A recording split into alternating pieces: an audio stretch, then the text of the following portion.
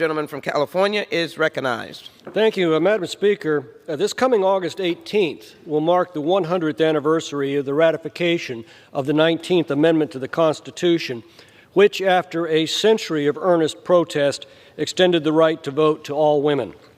Now, 40 years before that, a suffragette, Elizabeth Cady Stanton, wrote admiringly to Lucretia Mott. Lucretia Mott was born in 1793 during the Washington presidential administration. At the time that Elizabeth Cady Stanton wrote to her, she was in her 88th and final year of life. Mott was a Quaker, a major voice in the abolitionist movement, and later in the suffragette movement.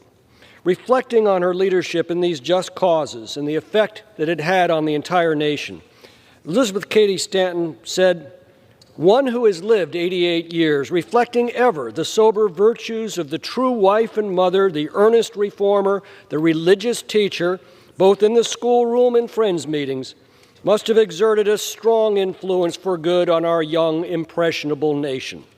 When we remember that every word we utter, every act we perform in all our waking hours, the very atmosphere, the combination of all of our faculties, have their constant effect on everyone who comes within the circle of our individual influence, and through them are wafted by word, by letter, and by thought to innumerable other circles beyond. When we try to estimate all this, we can, in a measure, appreciate the elevating influence on a nation of just one grand life." Well, the Every Word We Utter monument takes those words as a testament to the patient influence of so many who finally won adoption of the 19th Amendment, and with it, the fulfillment of American democracy.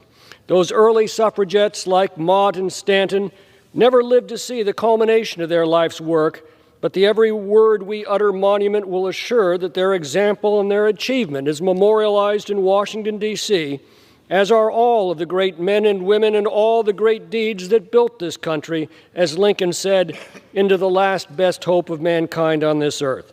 This memorial, which will be built without use of federal funds, will serve as a lasting tribute to the brave and intelligent women who fought to secure voting rights for all Americans. I urge adoption of the measure and reserve the balance of my time.